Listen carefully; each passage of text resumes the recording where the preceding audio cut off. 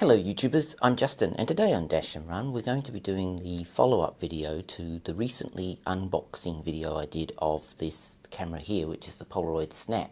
Now if you want to look at the unboxing video, I'll leave the information down below, but in this video basically we're going to be having a look at the actual camera and taking some pictures and comparing it to one of the other previous Polaroid cameras.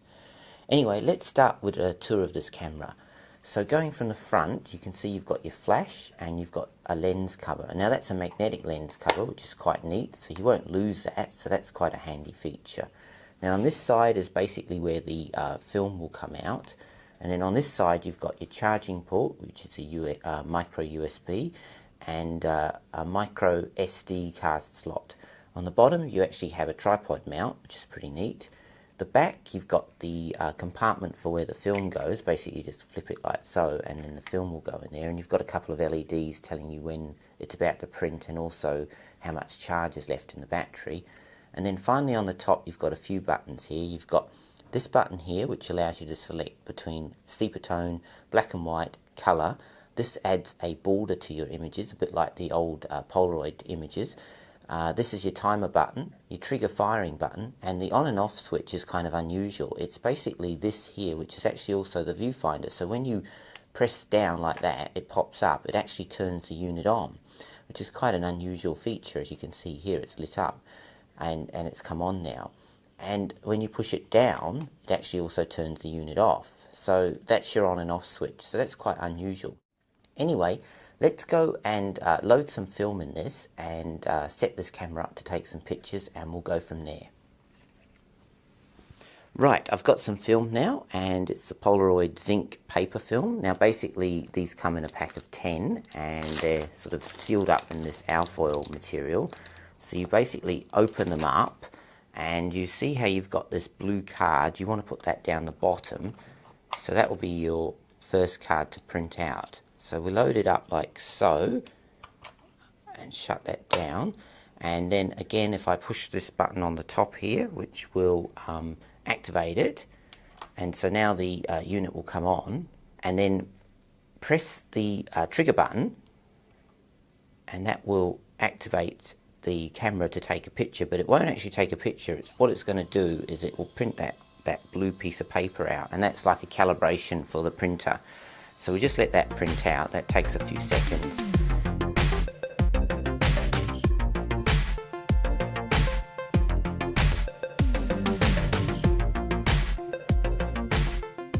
Okay, so we've finally finished calibrating the printer on this camera. So next, let's go and take some pictures and we'll show you what we get from that.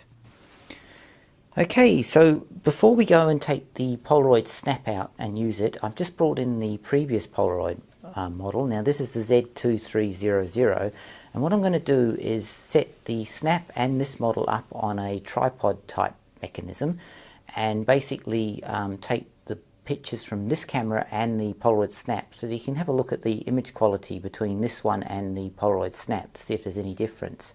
So give me a sec and I'll find some way of setting this all up and I'll come back and show you what I've done. Okay, so we've got the two units together. As you can see, I've mounted them on this apparatus, which is basically a tripod and a cross section, and we've got the two cameras mounted here.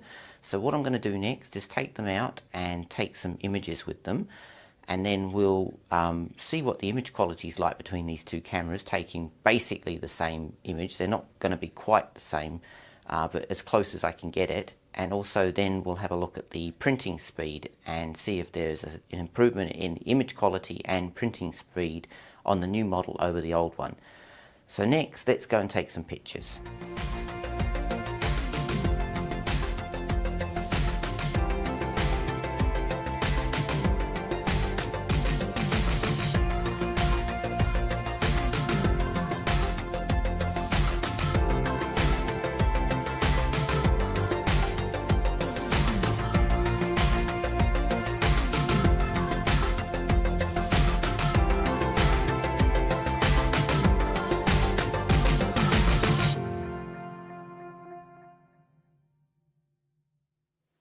Okay, so we're doing one final test, and that's basically the print-off test. Now, we've got the two cameras sitting here, And I've got my subject, a Dalek, and I'm going to take a picture with both of the cameras, and then I'm going to let them print.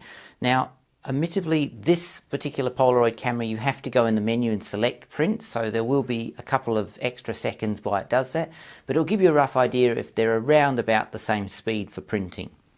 So let's take a picture and see what we get.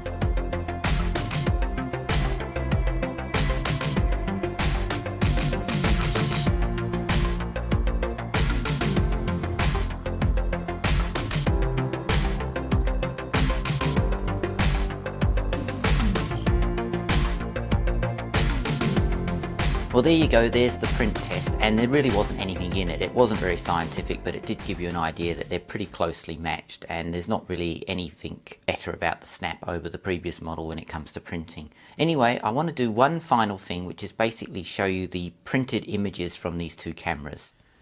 Okay, so let's look at the printouts from these two cameras to give you an idea. Now, the one on the top is the Polaroid Z2300, and underneath is the Snap.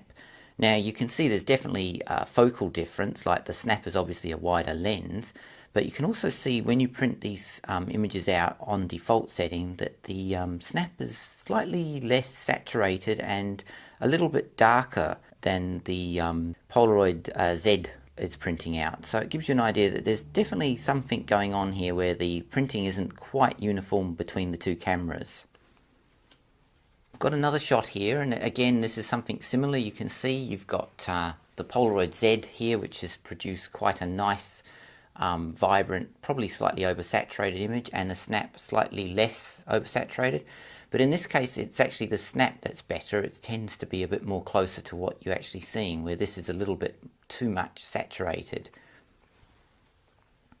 On this image it's definitely a case of the Polaroid Z producing the better image, and that's this one here, where the Snap I think had a bit of trouble coping with the extreme bright light, because this image was taken with full sun, just to give an idea of how well it copes with full sun. And again, same sort of thing again with this image. You've got a more oversaturated little bee figurine, and in this one it's a lot more duller. And finally you've got these two images, and this is kind of interesting with this. This one's very dark and not so easy to see. This one's a little bit lighter and more saturated. Again, this is the Polaroid Z and this is the Snap. And the other thing I noticed with the Polaroid Z is it tended to get these sort of registration marks. And it also was getting this line here, which you can see, which you didn't get on the Snap, and it was appearing on pretty much all of the Polaroid Z. You'd get this white line where it wouldn't print, so it wasn't quite doing a borderless print. Just a feature. I don't know if it was a malfunction with the printer or if it's just a design flaw with that particular model of camera. Anyway, let's wrap this video up. Well, there you go, there's my look at the Polaroid Snap, and overall I actually quite like the camera. Yes, it doesn't necessarily produce an image quality as good as the previous model, but there is a difference in cost. Now the previous model, I must point out, is still available on the market and hasn't really been superseded by the Snap, and the previous model does offer a few features that the Snap doesn't offer, like it does have a video mode.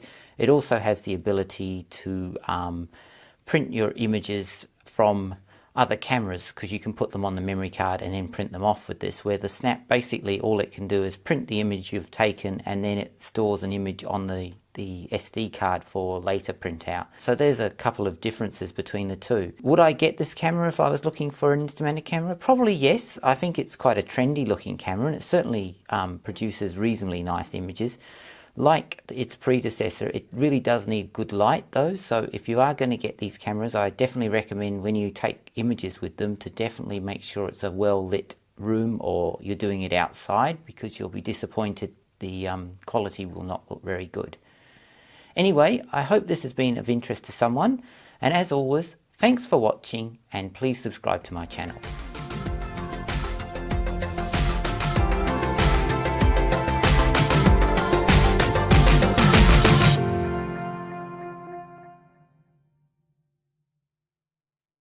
Hello YouTubers, I'm Justin, and today on Dash and Run we're going to be doing the follow-up video to the recently unboxing video I did of this camera here, which is the Polaroid Snap. Now if you want to look at the unboxing video, I'll leave the information down below, but in this video basically we're going to be having a look at the actual camera and taking some pictures and comparing it to one of the other previous Polaroid cameras. Anyway, let's start with a tour of this camera. So going from the front, you can see you've got your flash and you've got a lens cover. Now that's a magnetic lens cover, which is quite neat, so you won't lose that, so that's quite a handy feature. Now on this side is basically where the film will come out, and then on this side you've got your charging port, which is a micro USB, and a micro SD card slot. On the bottom you actually have a tripod mount, which is pretty neat. The back, you've got the compartment for where the film goes. Basically you just flip it like so and then the film will go in there, and you've got a couple of LEDs telling you when